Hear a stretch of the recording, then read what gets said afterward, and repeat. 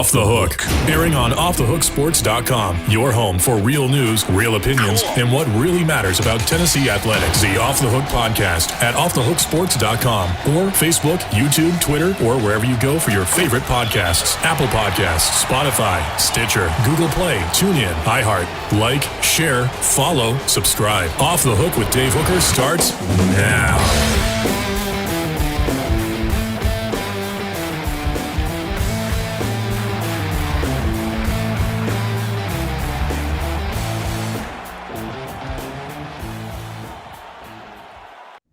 With Amanda LaFrada and Ethan Stone, I'm Dave Hooker. Welcome. We've got a big show on tap. We're going to visit with Jonathan Crompton a little bit later in the program. I want to talk about the pressures of coming in as a highly touted prospect, which he was. Of course, things are different with Nico Iamaleava, and I think, though, that there are some similarities there and coming in and getting challenged from day one by the fan base to be a very good player. Ethan, I think I just butchered Nico's name. Yeah, I was gonna correct it for you. Say it 5 times. That's what I need. I practiced. I went to the gym this morning. I practiced on the way home. Truly. And I think I practiced it wrong the entire time. It is Nico Iamaleava. Iamaleava. Okay. At any point, you are the Nico police. Iamaleava. You call me out. That was much closer. But there is a ton of pressure on him. You start talking about, and we don't. It's so funny that we don't really know. The Athletic did that report that he's going to get $8 million. And at the same time, he committed, and they didn't really tie him to it. They said a school paid $8 million for 3 years. I mean, we don't 100% know, Ethan, but the timing was pretty awkward. So yeah, I think it's him. I think we can assume it's him, right? The timing was very, like you said, I guess awkward is a good word. I'm looking for a better word, but I can't find it, so we'll go for awkward. But it's pretty. I'm not going to find it, but you guys know. Coincidental. Yeah, coincidence. Yeah, it's a coincidence that it was right there. That's what and the guy that wrote it covers Tennessee on a day-to-day basis, so I think there's another coincidence. Amanda, if it is $8 million for a quarterback and he turns out to be a starter, is that worth it in the SEC? No. I mean, I don't understand. I mean, maybe I'm old school, but I don't understand how we've turned to kids making $8 million. $8 million. You're like 18, 19? I don't know how old he is, but normal starting, kids in college, when you start in college, you're normally 18 or 19. So I don't like it. I think it's bad for college football, and I think it's going to be something that the NCAA is going to have to really hone in. Yeah, I agree. So I want to get to this Cooper Mays on targeting article that Ethan Stone turned yesterday. Go to offthehooksports.com. First, remind you to set your notifications on Twitter, Facebook, Spotify, Apple, wherever you get your podcast, and subscribe to YouTube for sneak peeks. So we want you there. And first, I want to tell you about, before we get to that Cooper Mays targeting rule, about Biles Automotive. Car shopping made easy. If you want to talk auto finance, they are your people as well. They keep you going, and they got a great selection of cars, but they keep you going with the car service and repair work. And honesty, integrity is what Biles Automotive is all about right there on Callahan. Go there for your next car. Absolutely love Biles Automotive Group. So Cooper Mays, the gist of your column and Cooper's take, who joins us weekly on the Ball Report, brought to you by City Heat and Air, was that you shouldn't be ejected for a targeting rule. So kind of set us up, lay out what Cooper thought, Ethan, and we shall discuss. Yeah, obviously Cooper hasn't really been on the wrong side himself of a targeting call. It's mostly a defensive penalty, as I'm sure everyone knows, because it happens about once a game at this point. And he really just said, I feel like, what all fans across the country are saying. They're saying it's ridiculous for a player, incidentally, most of the time, without malicious intent, to be ejected from a game because someone's natural body position, like reaction when someone launches themselves at you, is to kind of cradle your head and protect yourself, even if you have a helmet on. It's just human instinct, and sometimes people can't exactly change their trajectory midair. They're not airbenders here. So we're talking about these college players who are, for the most part, just making football plays. Now there is a minority of people, with malicious intent probably and leading with their helmet, and that probably has no place in the game, but a vast majority of these targeting calls that's just not the case. And I kind of went into a few instances, considering Auburn, considering Tennessee and Alabama, about, times that the call, being a judgment call, was called differently for very obvious cases of targeting and very not obvious cases of targeting. So it's something that, in my opinion, and in Cooper Mays' opinion, just needs to be buttoned up and really, I guess, looked at, because in a way it's really hurting the game in his opinion and mine. It can sway a game, Amanda. The wrong guy can go out early, and it can just really deflate a team. And you only get so many opportunities. I feel bad for the guys that, maybe they're 2-year starters, and that's one of their 23, 4 opportunities. So, Amanda, you're now the commissioner of the SEC, because I'm not even going to say NCAA anymore because they have no power. So, how would you change the targeting rule? I mean, I think targeting, the rule is objective. Just like you can call a holding penalty pretty much on any play. You can call pass interference. You cannot call pass interference. It's just up to the refs. But if I were to change the ruling, I would say that if you're called for targeting on the play, and they do the review, instead of ejecting the player, give them the penalty like you would any kind of pass interference or personal foul, what have you. 15 yards, I think pass interference is now like half the distance to the goal, or is that in the NFL? I can't remember. Anyway. Which one? So college, I believe it's a spot foul. Is it pass interference? I could be wrong, but yeah. No, pass interference in the NFL is 15 yards. Foul. Oh, no, pass interference in the NFL is you're right. In college, it's just yardage. So go ahead. You're right. Okay, sorry. So I'm glad everybody gets confused on that. Yeah. So I wasn't. It's been a while without football. That's why I got confused. I know. I've been covering baseball for a while, so I'm a little rusty. Anywho, I would say that you penalize it just like you would penalize anything else. Personal foul call, stuff like that. And then if it happens a second time, then I would eject the player. I mean, there's instances where a defensive back will go in, like Ethan said, will go in to hit a player, and that player will duck his head, and then helmets hit helmets, and then you're called for targeting and you're ejected because the helmet hits the helmet. And I don't think it's fair. It's objective, and so is a couple of other calls in college football. So I think that should be erased. I think there's an obvious difference most of the time, like a very blatant, obvious difference, black and white, as with a guy leading with the crown of his helmet and he's trying to hurt somebody maliciously, and a guy that ducks his head and they accidentally make contact. I think there could be, I think you referenced this in your story on offthehooksports.com, Ethan, like a flagrant 1 and a flagrant 2 in basketball. Yeah. I think that can be that. So I think it's a flagrant 1, 15 yards.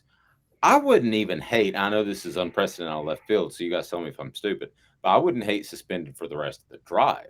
That's exactly what I was thinking. I thought the exact same thing. Kick him out of the drive if you're really that, we don't want you doing this. If you're the SEC, if you're the NCAA, you say, we do not want players doing this. So as, to say we're not going to do this anymore, you're going to be out of the drive if you do that. And I think that's a fantastic idea. And if you do it twice, then you're out of the game. I like that. What if it happens on special teams where they would be out of the game anyway? Amanda, how would we handle that? See, I would say not not so much out of the drive, but maybe out of the quarter or out of the half.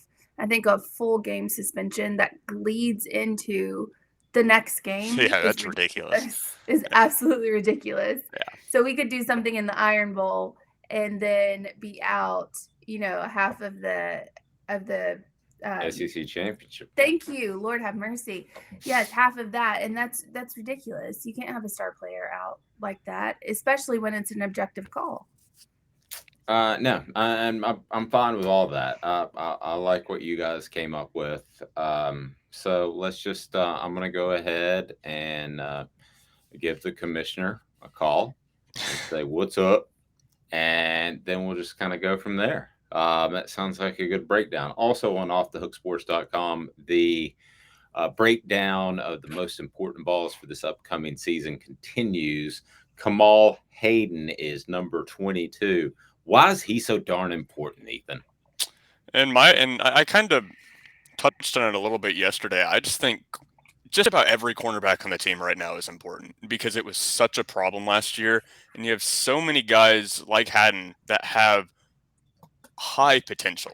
A lot of guys that didn't exactly get their shine last year because you got players like Theo Jackson, like Alontae Taylor in front of them, but talented players nonetheless. And I think we could see from any of these guys I've listed so far, Danico Slaughter, Christian Charles, and then Kamal Haddon, more coming up. I could see a breakout year from any of them. And that's why I just included all of them kind of in the bottom half. Now, moving forward, there's going to be a lot more important ones. You'll have to see. You'll have to find out who those are. But ranging into the top 15, us. Yeah, I'm teasing He's you even teasing more. us. But yeah, I think he is an important player. I do. He's not a guy that played a lot last season, but I do think all those guys are important and integral to the team. Tennessee pitcher Chase Burns named the National Freshman Pitcher of the Year. Congratulations. There are a couple of other awards that have come in since the seasons. I don't know why they come in between the Super Regionals and the College World Series, but anyway, there's a lot of things about college baseball that absolutely lack logic.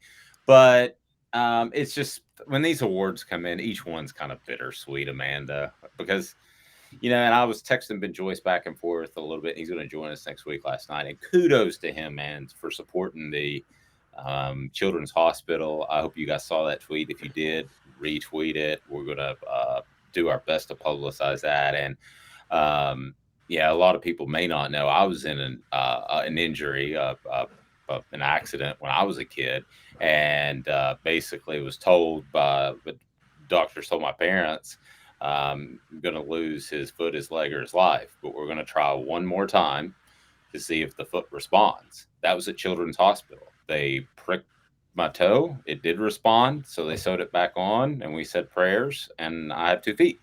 So that really touched me a lot, the Children's Hospital thing, and I could see this be. I don't want to set the bar too high. I don't, but I could see this being kind of like a Peyton Manning thing. If he goes on and is like uber successful with that type of baseball money, there's an entire wing of a hospital, maybe the whole hospital in Indianapolis that's named after Peyton Manning. I'm not ruling that out. I'm not ruling that out whatsoever. So I think that's at least a possibility. And you're making fun of my phone. It's not my phone. It comes up on my computer because somehow it's synced. I don't want to get into that. But anyway, I love what Ben Joyce is doing. I love the fact that he's involved with the community. It's just a feel-good story that ended in a bad way. That's the best way I can put it. Yeah, and not to mention Tennessee athletics in general, I feel like has been similar on that kick recently.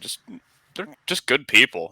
Look at the basketball team, all of them, what Rick Barnes is doing over there and the culture that they have. It's just very nice to see. And Barnes himself even said, I believe last season, this culture, this Tennessee athletic culture is a family, and we all love doing stuff like that, just genuinely. The football team did stuff like that during the season. Obviously, Joyce with this Children's Hospital thing is very cool. They went and visited a hospital, I believe 2 weeks ago, and it's just cool to see. They don't have to do that kind of stuff, and it's very nice, refreshing to see in the world we live in today. You know what was crazy, Amanda, about that visit that Ethan referenced is they went 2 days before the Super Regional. And that's in the middle of the playoffs. There is no football team in the country that is going to do some sort of fundraising or feel good charity story in in the middle of the postseason. Can you even imagine that? You're getting ready to play for an SEC championship game and you do the hospital visit. I mean, they do that at Tennessee in the off week in the middle of the season. I'm sure they do other schools, but in the middle of the playoffs, that's pretty impressive. I mean, it is. I think that anytime any football team does any kind of charity is impressive to me, considering what it's like to be them. I mean, they're constantly getting praised, they're constantly getting boosted, and they don't have to do this kind of stuff, but they do it because it's the right thing to do and because they feel grateful to be where they are. Yeah, I think it's super cool. Some more notes to get us rolling, and then coming up, we're going to have some Cruton news, talking Cruton, and we're going to get to the poll question here momentarily. Philip Fulmer apparently said that he believes the Vols will win a national title in 2023. Why do you ask Philip Fulmer that? I bet he can't name the three. I bet he can't name three key returning players to next year's team. And I don't mean that as a shot, but he's a football coach. Probably the way things ended with the whole Pruitt thing, I don't want to say ostracized, but I doubt that he's in the inner workings of the athletic department. And Ethan, I'll just ask you. You covered the team. They have some guys coming back, but they lose a lot as well. I mean, it's tough for me to say they're even going to make the College World Series next year, much less win it all. See, the thing that's hard about that is that's what everybody said last year too. This team this year was not supposed to be this good. Not by a long shot. I remember Right. when I was writing for the Beacon, we had to do a starting nine, at the beginning of the season, just get people excited for it, and it was like a cover for one of our newspapers, and we couldn't think of 9 people. We were like, I mean, you got all these guys that are leaving, and Chase Dallas is going, like like all these guys are going. Who's gonna bat? Who are the starting pitchers? We got those transfer guys, Chase Dolander. I've never even heard of him, and he wins the SEC pitcher of the year. And you just have stories like that littered throughout the baseball team, and how like just out of nowhere they came from to be as good as they were. Drew Gilbert and Jordan Beck were pretty much the only guys that we were like, yeah, they're going to be playing this season, 100%. Trey Lipscomb was not supposed to be as good as he was. And I mean, Seth Stevenson, he played well in that one hole. Darrell Ortega played very well in his spots. And having guys like that just come out of nowhere, I think that's the thing that makes this Tennessee team really unique. You got Blake Burke coming back next year. Who knows? He could fulfill the Jordan Beck role. And you got Mal Yahuna coming from Kansas. He could definitely make some noise at shortstop over there. You're going to be losing Luke. Probably going to just find someone like that. Burt can probably play first base. And to have all those guys and the way Tony Vitello leads the team, I'd say maybe not national championship, but this team will make it back to the postseason for sure and probably make some noise. I wouldn't put it past them, given what they've done this season. No, I mean, I wouldn't put it past them. It's really difficult for me to imagine. I wouldn't say national championship either. I'm with you on that. I mean, that's quite the statement. If you couldn't do it this year. Well, yeah, I mean, this was one of the most talented teams that we've ever seen in college baseball. It'll be interesting to see 10 years from now what these guys do. Because it's kind of, and even 20 years, I know, Ethan, you probably don't think like that yet, but you will at some point because you're a young guy. But, in 20 years, some of these guys could be going into the Hall of Fame. And then you look back, like, they could have gotten a little bit more. And to be really honest with you, that Todd Helton group in 1992, that's going way back. There's a little bit of that. We're like, they were really, really good. And they got knocked out midway through the College World Series. And I mean, they weren't at this level, but I really thought that they had a chance to win it, and they didn't. So it'll be really interesting to see um, what ends up happening with this baseball team moving forward. I think Tony Vitello is going to do great. I think they're contending. I think if he stays at Tennessee for 5 years, that they win a college World Series. I do believe that. I think he'll make some adjustments as far as some of the antics and the flamboyance, and that's probably needed. Um, but lastly, I did want to mention really quick the announcement today. I don't know when you're listening, so this may have happened, but Vic Burley is set to announce his decision. 6'5", 276-pound edge rusher, one of the top-ranked Tennessee targets in the 2023 class, consensus top 100 recruit. So, I mean, that would be monstrous. Number 40 player and number 4 defensive lineman in the country, according to the composite rankings. So, aside from a highly rated quarterback like Nico, if I'm putting together a football team, the second thing I'm picking is a great pass rushing edge guy. I mean, that's the next greatest thing. And then I saw some funny tweet. I think, Amanda, it was somebody that was just trying to get some attention. Said Will Anderson might be the best player in college football. No, he is. There is no question. He is hands down the best player in college football. Now, you could say a quarterback in the NFL might make a bigger impact, and you can go on and on and on. But you want to talk about the best player at his position. I could argue starting a team, and this sounds crazy. And by the way, Will Anderson was on my Heisman vote. So, and I wasn't the only one of the other voters that I talked to. So I could make a strong argument because, especially the way he plays the run, he's a tackle for loss machine. He doesn't get as many sacks as some guys. But Amanda, I could make a strong argument right now that Will Anderson could be the MVP of the entire nation, that I would start a football team with him instead of anybody else. I can make that argument right now. I mean, absolutely. Even over Bryce Young, and he won the Heisman. That sounds crazy. I think a lot of the times the Heisman, they give it to, it seems like, either the most dynamic player, the most fun to watch, or, I mean, look at Johnny Manziel, look at, Jameis Winston, look at Cam Newton, the most exciting to watch, or they give it to the best player on the best team. I mean, that tends to be it. And I know Will Anderson, I think, is the best player on Alabama's team, was last year. I think that they give it to the main offensive guy, whether it's the running back, the wide receiver, the quarterback. They're going to try to get to the quarterback every time. But if they can't do that, they're going to go, wide receiver, running back. But it's always going to be somebody offensively besides Charles Woodson. And I know that's a sore spot for Tennessee fans. So sorry about that. He shouldn't have won it. That was an ESPN campaign.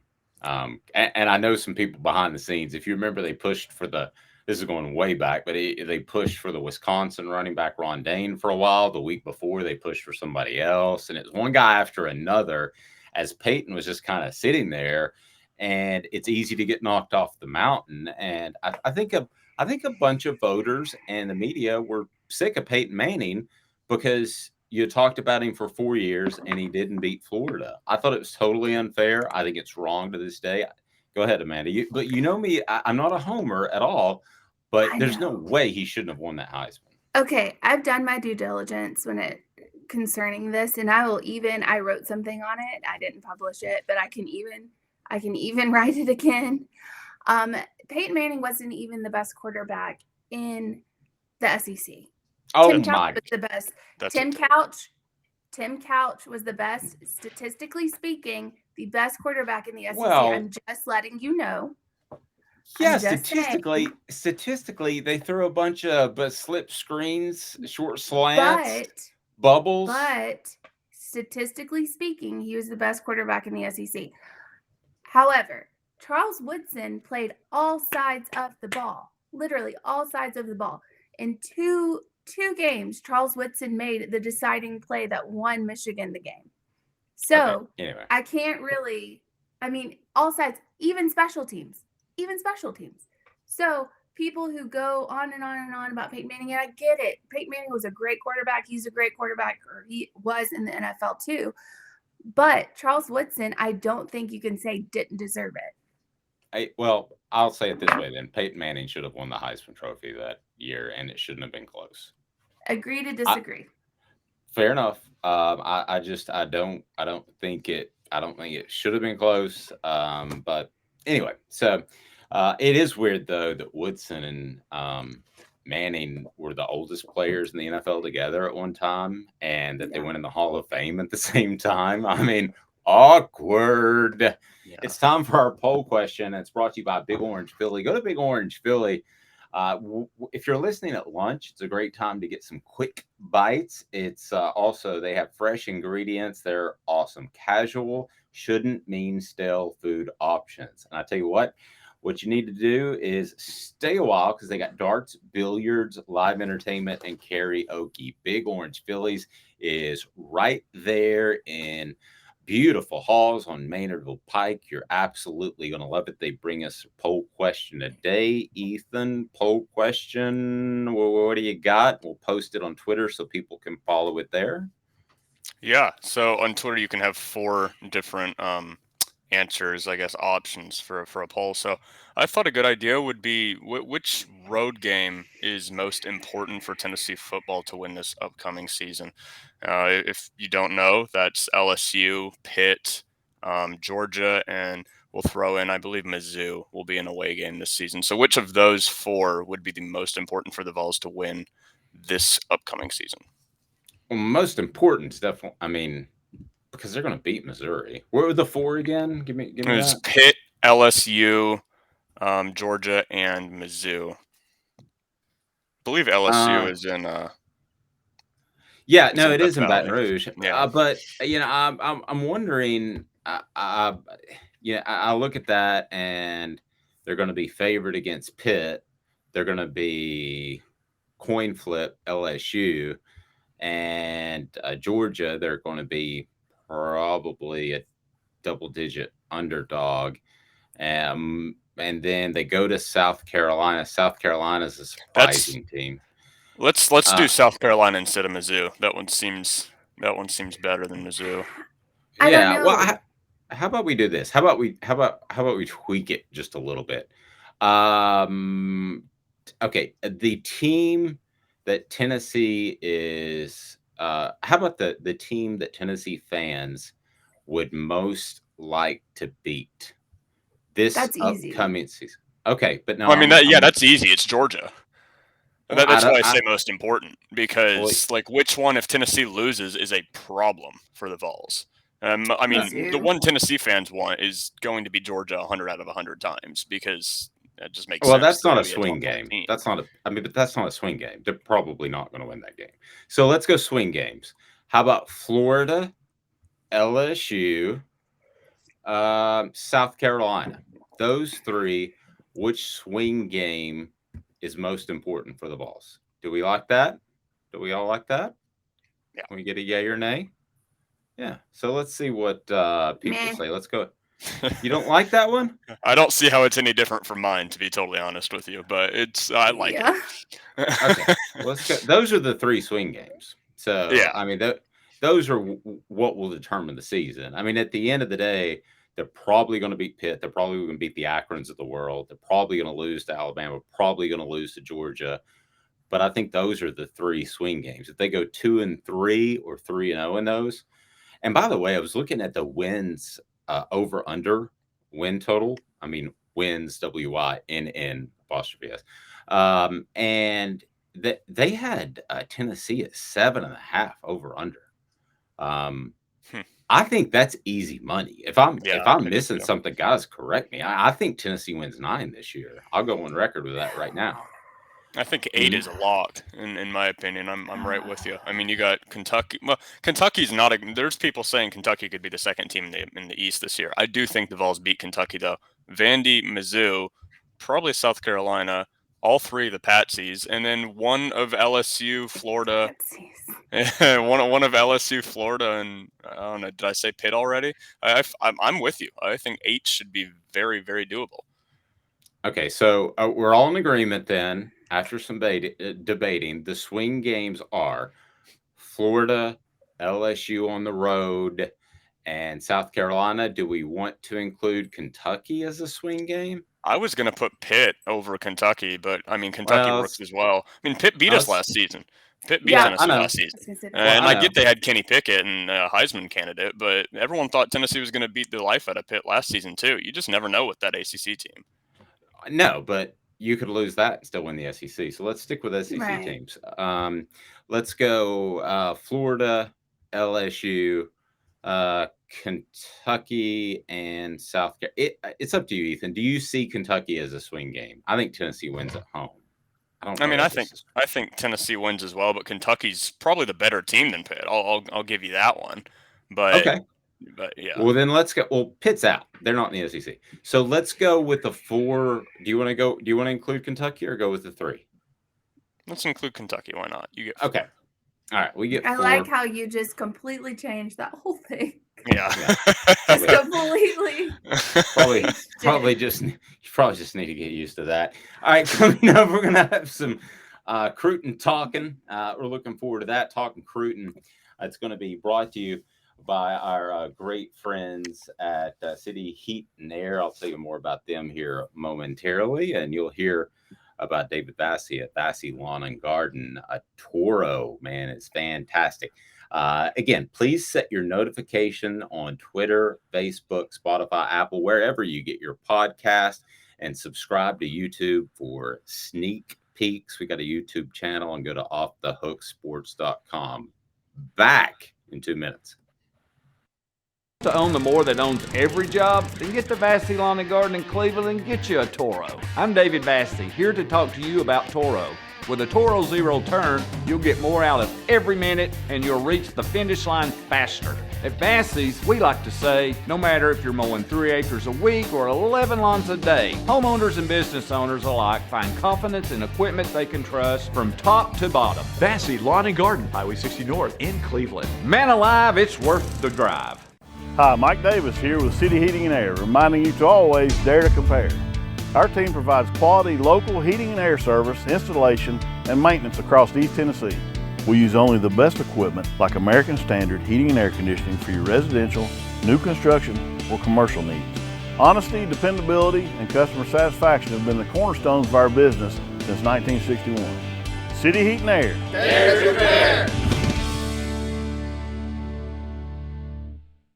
Is your dad's nickname Lazy Boy? Then get him out of the chair and onto the grill with a Green Mountain Grill from the Owl's Nest Barbecue Supply in Ottawa.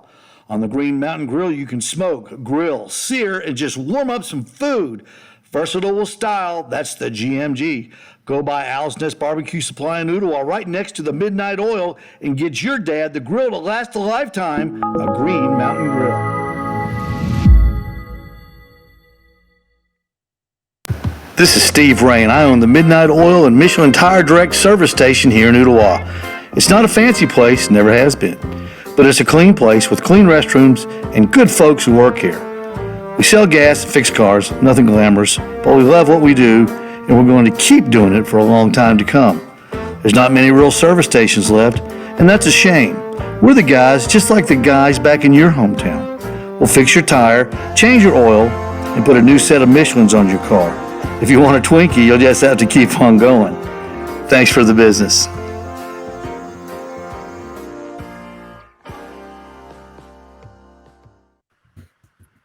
Welcome back, as we are going to get to some talking Cruton here in just a second. And but there's a lot of recruiting going on. But first, I want to remind you that you can go vote on Twitter.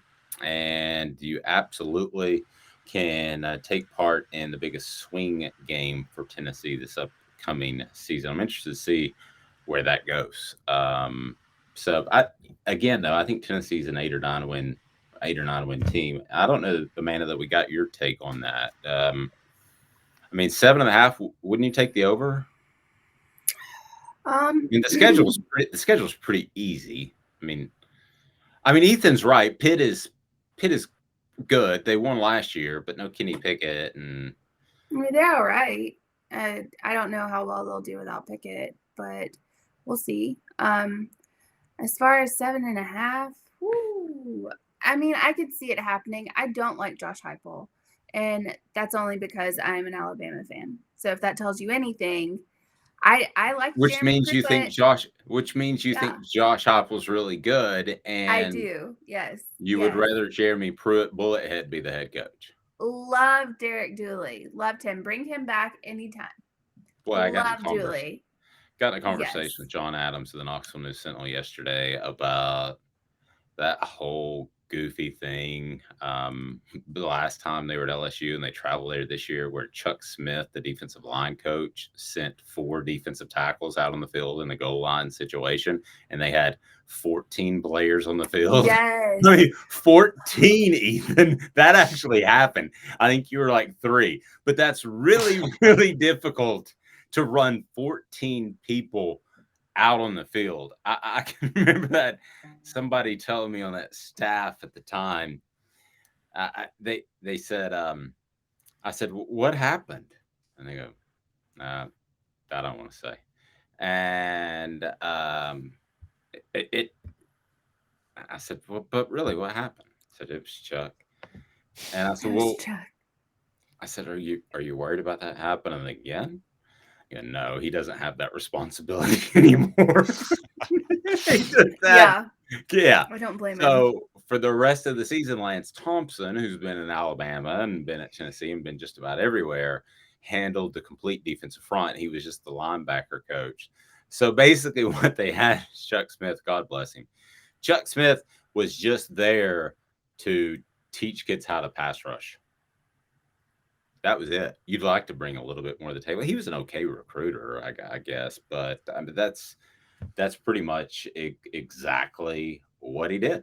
So if that floats your boat, that's fine. So we got the poll question, and it's brought to you by Zool Beer Company. And Zool Beer Company, man, that is some fantastic beer and a fantastic environment to hang out with. Amanda is the promotions coordinator there, so she knows all about it. And yeah, I just made you the promotions coordinator. Okay. I was about to say. It's the marketing coordinator. So anyway, but Zool Beer recently won an award that is worldwide. Tell us about it. It's not just Tennessee, not just the United States, bigger than that. No, it was the World Beer Cup, and we placed we got gold in hazy IPA. So that's a big deal because a lot of people now are making hazy IPAs. They love it. But I mean, to win gold, and we've been open for 1.5 years. I mean, that's insane. We have an amazing brew team. Yeah, pretty strong. Go down there, and I love the panoramic views. So it's really a super cool place to hang out, and we want to see you there. We're going to do some stuff in football season from there as well, so we're looking forward to that.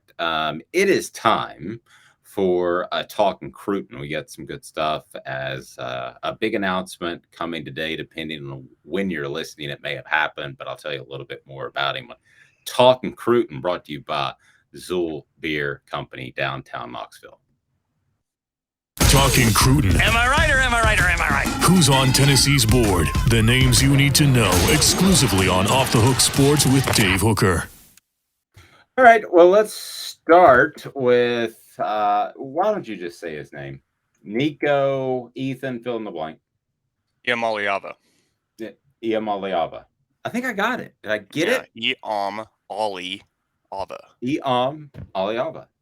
He's gonna be like Tua. You're just gonna have to call him Nico. Yeah, I'm just gonna call him Nico. I've gotten the name down for the most part, but I just don't really care.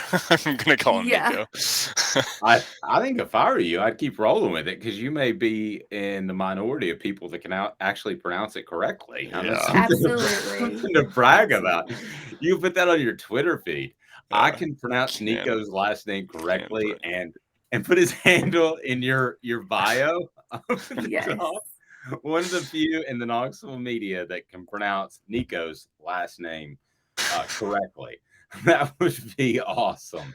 All right, so Nico had a huge weekend at the overtime 7-on-7 tournament in Las Vegas.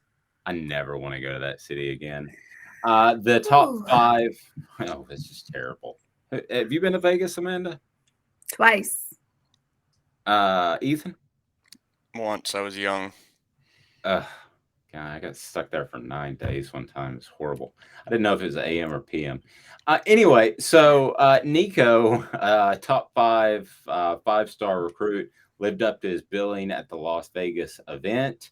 And he is recruiting for the Vols. Nico actually was a quarterback for the event's, quote, dream team. So he was selected basically as the best quarterback at the camp. And Tennessee commit Ethan Davis earned the tight end spot on the dream team as well. So they're in Vegas. They also had time, Nico did, to spend time with 5-star receiver Carnell Tate. So there you have Tennessee commit Ethan Davis, and you have Nico working Carnell Tate to come to Tennessee, which would be monstrous.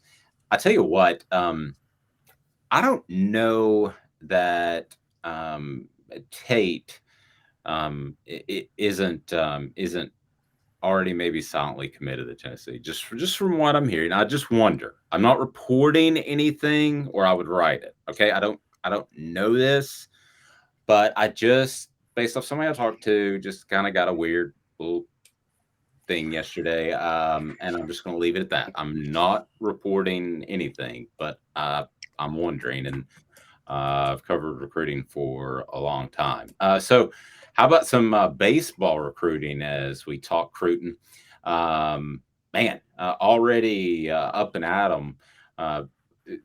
You have a guy that's willing to go recruit for you already, and a really good one as this Tennessee baseball team tries to build back. And yeah, again, like I said earlier, I think that Tennessee will be very good next year, but it certainly wouldn't hurt for Kansas transfer shortstop Maui Ahuna to recruit for the Vols, and reportedly that is what he is doing. So, Ethan, one thing, you don't ever want to lose going into the off season. Don't get me wrong, but the way you respond to that sometimes, and the way that kids come in and want to take that next step, can be a positive. So, you have a guy out there recruiting for you that's considered one of the top players in the nation transferring to Tennessee. That's got to help. It does. And I mean, not even going away from the fact that Ahuna was probably number 2, 3 maybe on some people's boards for very important recruits. He's just an elite shortstop for the Jayhawks.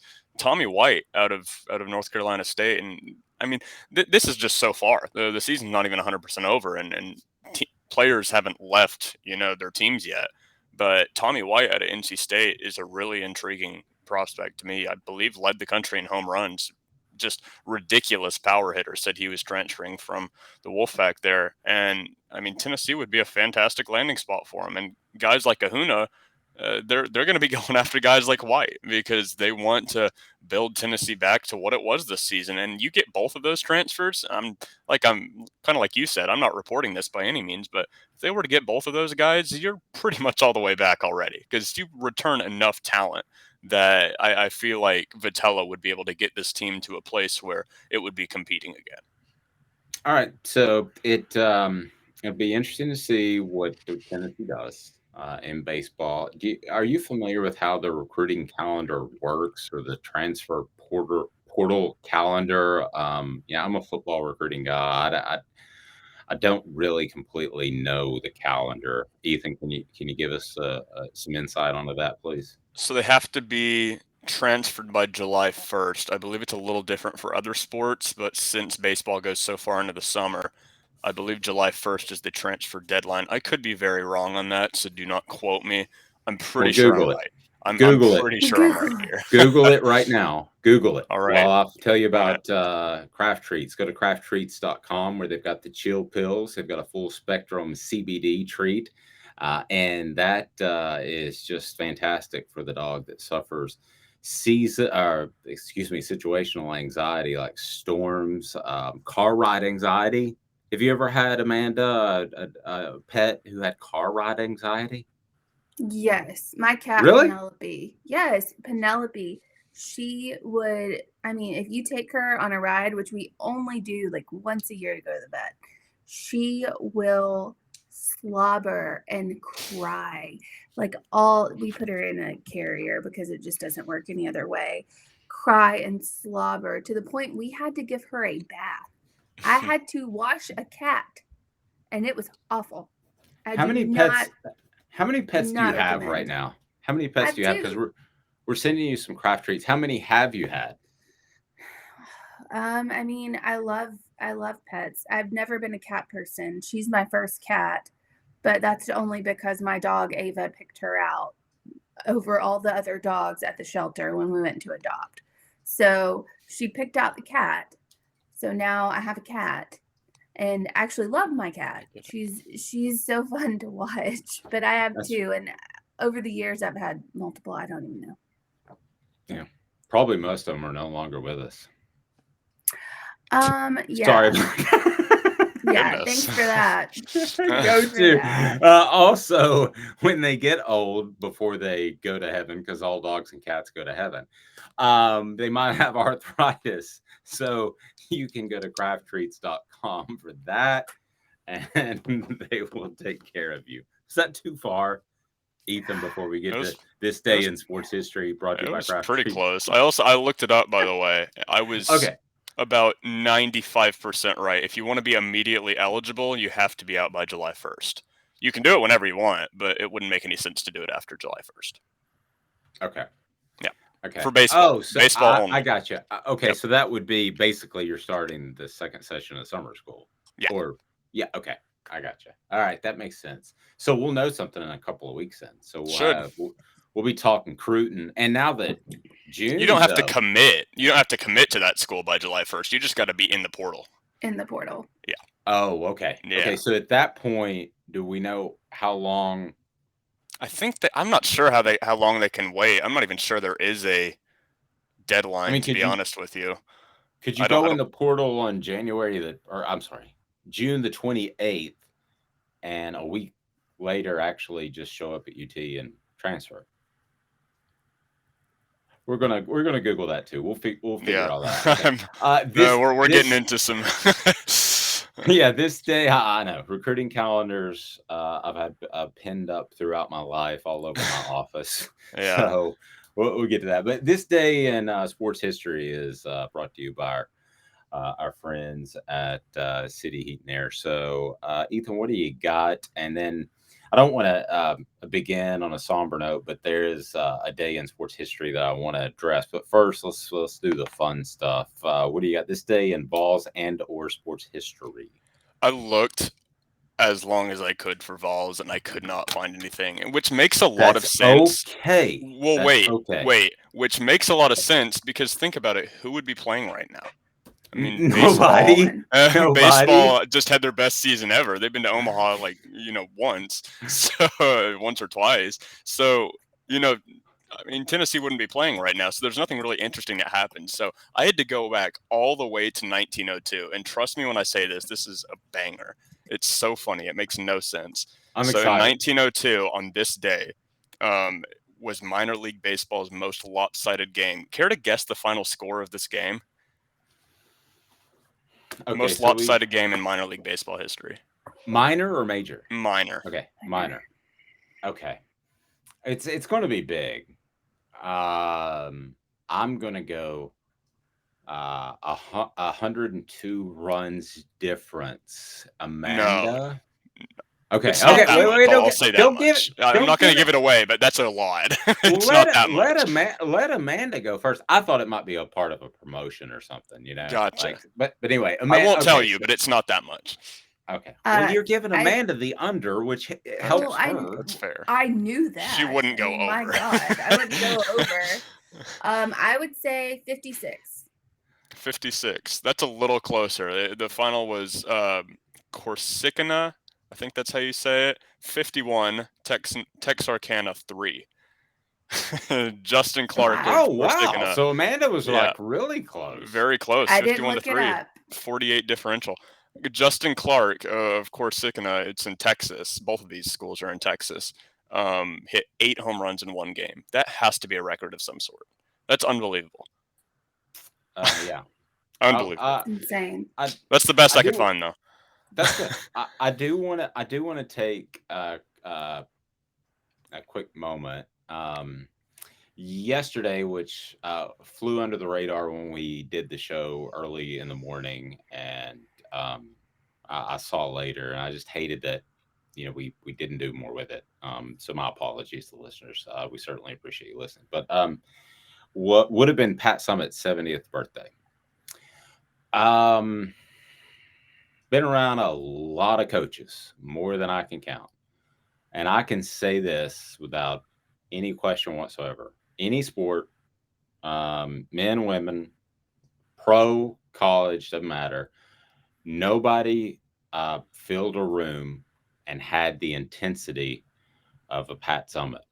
Yet at the same time was just a really, really, really great person and cared for her players and everybody around her, was always willing to do interviews. And as a matter of fact, I would like to share one quick story about Pat Summitt. I was doing a show with a guy that covered Tennessee football along with me, and Pat Summitt happened to be at a radio station. We were doing our radio show, and I worked for the Knoxville News Sentinel. And so this guy, would call Philip Fulmer Philip and John Chavis John or Chief or whatever. And so he wasn't intimidated by coaches. And so Pat Summitt is there, and she is cutting some spots for the Ball Network in another studio. And I say, "Hey, Pat, how are you?" And she goes, "Good, Dave. How are you?" And I said, "I'm great." I said, "What brings you here?" So I'm cutting some commercials. I said, "Well, can you bounce on with us for a few minutes?" Now, if you would ask a football coach, they would say, "No, I got someplace to be." She goes, "Okay, sure. Let me go cut these." She comes back in, and it was right when the music bed's playing. Okay. So there was I didn't even have time to say to this other guy, "Hey, Pat Summitt's going to come in." Like literally the light went on. It was time to talk. And at that time, Pat opens the door and just walks in. So this guy who's covered everybody, his eyes got just monstrously big around. I mean, this is the type of presence she had. And it's the best way I can describe it. I've never been around anybody else like this. And his first question I asked a question, and because I'd done some lady ball stuff enough to where I felt comfortable around her, I knew she was intense, but just a really sweet person too. And his first question sounded something like this. And I said, "Mike, calm down. Easy, champ." That is, Amanda, I just, and the same thing happened with my wife. My wife was with my daughter. We went to football practice. Pat Summitt walked around the corner, and my wife has just said hi to Philip Fulmer like it's nothing. Hi, Lane Kiffin like it's nothing, and just absolutely could not speak in front of Pat. And I had to say, "This is my wife, Shanda. I had to step in there and make it unawkward and say, "This is my daughter, Nell." And, I hate that we lost her too early. I hate the way that it happened with getting rid of the Lady Vols, because she was crippled at the time and couldn't fight it, crippled mentally. And just one of those 1 in a million people. And I just can't say enough, Amanda, about what she did for women's basketball, what she did for Tennessee. I'll throw it out there. Terry Fair from Phoenix, Arizona, said he didn't know anything about Tennessee until he saw the Lady Vols in the Final Four, and he went on to be a first-round draft pick in the NFL and an All-SEC player for Tennessee. Why? Because the Lady Vols. She was special. I don't know if you met her or not, but she was just really, really special. I had the opportunity to get to hear her speak once, and it was not in a huge setting. It was actually just the first. I went Greek at UT, and it was the first like our little meeting after we had gotten, whatever that's called, where you go to a sorority. A rush. Once we it was kind of rushed, but after you get picked, I can't remember what it's called. Now it's been a while, but I got to hear her speak, and she spoke to like the first, like the group of, new Greek people. And even then, like, you wouldn't think she'd have time to do that, like, why are you're talking to people who are in the Greek system? It's like what are you don't want your players to be in the Greek system. You don't have time for that. But she did. She talked to us all, and I mean, she was very captivating. Very, she seemed like a great person. Yeah, it and I really wonder, had she never gotten sick, would she still be coaching at 70? Absolutely. She would have been 70. I think she would have. Yeah, absolutely. I mean, there are she people loved who it. just have it. They have it in their blood. Coach Bryant was one. Nick Saban's one. Pat Summitt's one. You have, who is it? What's his name? Paterno. He was one. Where when it's gone, they just don't, they do it their whole lives because they love it. I think she would have been one to do that. I had a moment with a coach that it was partially because he was in a wheelchair and he was very elderly, and I didn't want to interrupt. I didn't know what kind of physical health he was in, but it was John Wooden at UCLA, and I wanted to just shake his hand because it's John Wooden.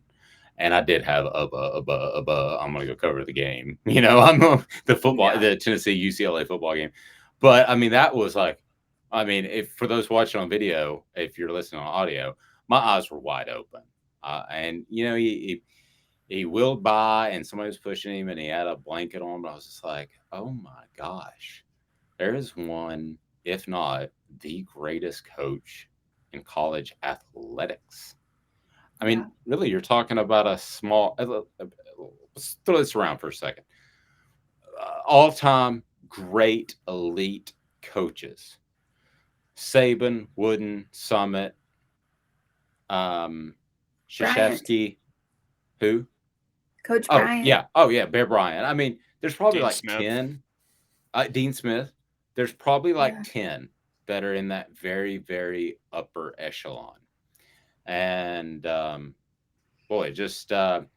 we miss you, Pat. And for those that are listening that may be a part of her family, God bless. I'm sure that yesterday was a tough day. So want to encourage you to check out offthehooksports.com, and we will have an awesome podcast with Cooper Mays. Who's the strongest Vol? There's one that can squat press 405 30 times. So Ethan is going to have a story about that, and the strongest small ball. Also check us out on TikTok, and we will have coming up the ball report with John Adams as well. So it's a busy day on the site. So stay tuned.